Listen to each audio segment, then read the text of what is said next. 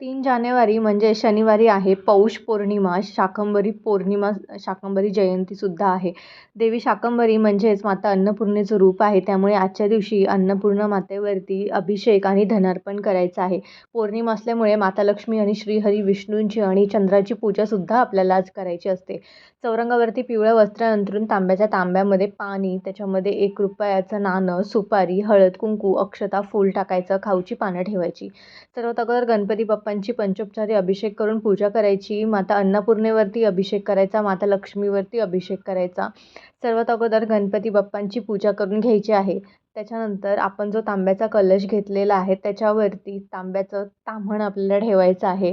दोन्ही हाताने मूठ भरून आपल्याला अशा पद्धतीने तांदूळ व्हायचे आहेत आणि त्याच्यावरती माता अन्नपूर्णेची मूर्ती ठेवायची आहे. हळद, कुंकू, फूल व्हायचं आहे.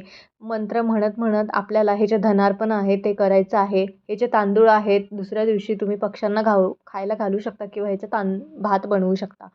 त्यानंतर माता लक्ष्मीची सुद्धा पूजा करायची आहे. तांदळाच्या खिरीचा नैवेद्य आज दाखवायचा आहे. रात्री चंद्राची पूजा करायची. हिरव्या जेवढ्या पण भाज्या आहेत त्या भाज्यांचा नैवेद्य आज दाखवायचा असतो आणि अशा पद्धतीने आपल्याला ही पूजा करायची.